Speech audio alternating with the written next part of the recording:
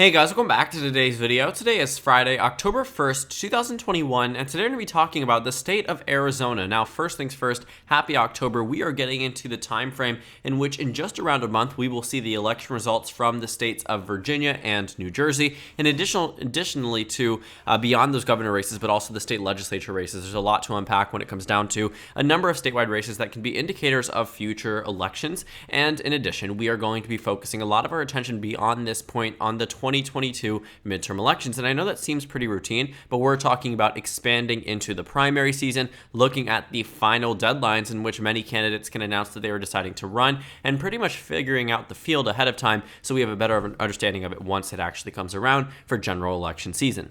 But like I said, the focus of today is not on 2021, but rather on this new set of polls from OH Predictive Insights. Now, this is a polling company that has been polling Arizona routinely and actually has been pretty accurate when it comes down to a couple of races. They predicted the shift in overall sentiment against the Republican Party in previous elections, and I think that they are pretty okay in terms of their actual findings for the state of Arizona. So what do they tell us? Why is this notable? Point is that Mark Kelly, as the incumbent in a pretty vulnerable state, maintains a 4 to 9 point advantage depending on who he is running against. And based off the field here that are even being polled, my bet is that the Republican Party does not pick up this Senate race primarily because they cannot find any strong candidates. And we'll talk about what I mean by that. So when you take a look at the state of Arizona, before we get into the Senate election, understand the state of Arizona when it comes down to its high minority population. The large reason as to why states such as Georgia, Arizona, and Texas have been shifting ultimately further and further to the left is because more voters are moving into the state that are non-white, and these are voters that almost always vote for the Democratic Party. In fact, the only demographic group in the entire nation that votes for Republicans are white voters. Every single other demographic group, no matter what you look at, votes for the Democrats in terms of race and ethnicity.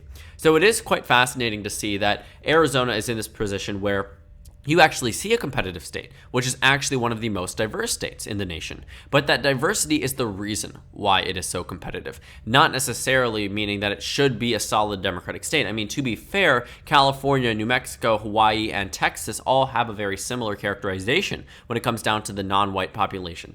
But they don't all vote the same. California votes over 30 points in the opposite direction of the state of Texas. So again, more to unpack and more to understand than just the simple breakdown by race. But it does provide a little bit of context because it tells us that there is that foundation and there is that support there. It just needs to be tapped into for the Democratic Party. In addition, if you want to take a look at the state of Arizona's trend over time, well, first things first, I will have to tell you, I do not have the numbers up from the 2012 election, but Arizona went to Mitt Romney by around 9 points. In the previous election in 2008, roughly 9 points for John McCain. In 2004, went to George W. Bush by around 11 points, I believe, and by a similar margin in the year 2000. So imagine the Republican Party surprise in the 2016 presidential election when Arizona gets narrower than it has been in a long time. Arizona comes down to a 3.5% margin. Keep in mind the last time it was won by a Democrat was in 1992, coincidentally by Bill Clinton. On the same time, you saw it narrow up under Hillary Clinton, but it did not narrow up primarily because of Hillary Clinton. While she did outperform Joe Biden amongst every minority group, that wasn't the reason why Arizona was so close. I mean, Joe Biden ended up winning Arizona not by expanding on the minority vote, but instead expanding off the suburban and white vote. That was something that the Democrats didn't tap into in 2016. When you take a look at this, though, like I said, imagine the Republican Party surprise when they see that they flipped Florida, Ohio, Iowa, Wisconsin, Michigan, Pennsylvania. They flipped a number of states, solidified Indiana, Missouri, solidified the state of Montana, pretty much won North Carolina, Texas, and Georgia by okay margins, enough that they could win in the future election. But Arizona is decided by 3.5%. That should have been warning sign number one. This is where you are starting to see, and we'll see a developing trend here for the Democratic Party in the state of Arizona. So the state in 2016 should have been the warning sign, and then this should have been the full-on attack, full-launched invasion by the Democratic Party in the state of Arizona when the 2nd congressional district flipped to the Democratic Party, and didn't just flip by a narrow amount. The Democratic Party picked up this open district by nearly 10 points over their Republican opponent, and this was the candidate who actually lost to John McCain statewide by 13 points in the previous election. So when you take a look at the 2nd congressional district, it had every reason in a normal type of red year, such as 2016, 2014, 2010, or even 2012 when it comes down to the House elections, to vote for the GOP. But 2018, combined with the Democratic resistance there, was able to prop Arizona's 2nd district into a good result for the Democrats. But this is when they should have realized, the Republican Party being they should have realized that if Democrats get any type of enthusiasm on their side, they will inevitably do well in the state of Arizona. And then, coinciding with this House map, Democrats won the Senate election in Arizona. This is the first time a Democrat had actually won in Arizona in a very long time. And arguably this was an open race, but it should not change the fact that a Democrat won in the same seat, actually, that was won previously in a presidential election year by the Republican Party in 2012.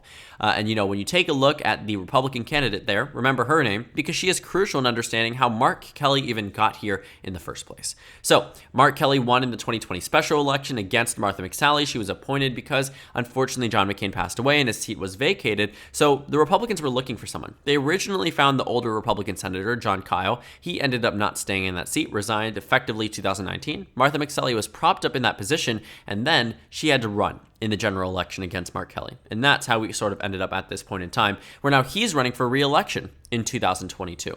So that's the general rundown about the state of Arizona, but what does that actually mean in terms of these polls? Does this show that the Democratic Party, actually, hold on a second, I didn't show you the 2020 presidential election results. Let me do that briefly. Just the point is that Joe Biden won the state of Arizona for the first time since 1992, and it was won by a margin of 0.3%. So it was not a deafening margin by any standard. It was actually about 12,000 votes away from voting in the opposite direction. So back to the polls. So when you see Mark Kelly ahead by 4 points, 7 points, 7 points, 9 points, this is why this is yet again another additional warning sign for the GOP. Because this race is winnable. I do think in my estimations of how our Senate map will end up, I do think that Arizona will be decided by a tilt margin. That means it will be decided, potentially speaking, by less than 1%, which means it absolutely could go in favor of the opposition party, in that case being the Republican Party. But when you take a look at the factor of the incumbency and the way that he is being polled today, again, a warning sign because it shows, at least initially speaking, that Republicans are not ahead in this race and they don't seem to have a really good shot. Taking a look at the polling data here, every single poll that has been released, every single one, no matter who it was polled against, which pollster did it, Republican pollster, Democratic pollster, it doesn't matter. The point is that in every single poll here, actually I think OH Predictive Insights might have been the only one so far, Mark Kelly maintains a lead. He maintains a lead amongst these groups that actually is very reflective of what happened in the 2020 election season, or even partially during the 2018 Senate election season. Democrats tend to start out with a large lead in Arizona, and it is whittled down by the Republican Party. They end up gaining support relative to the Democratic Party. But it comes to a point where Mark Kelly's lead is so large at the beginning of the election season that he has so much room to fall that he does inevitably fall, but it ends up still a victory for the Democratic Party. The Cook Political Report, Sabato's crystal ball, right now it seems that they expect the Democratic Party to win this race. The only one that is showing a toss-up is inside elections. So all around what I am understanding from the polls that have been released today, in fact, in the state of Arizona or yesterday by OH Predictive Insights, is that Mark Kelly is still continuing this lead. The only candidate who comes within less than 5 points is Mark Brnovich, and the reason being is the fact that he is the Attorney General of the state of Arizona, meaning that he has been elected in the past and re-elected in the 2018 midterm elections, partially I think why the Republican Party really wants him to run.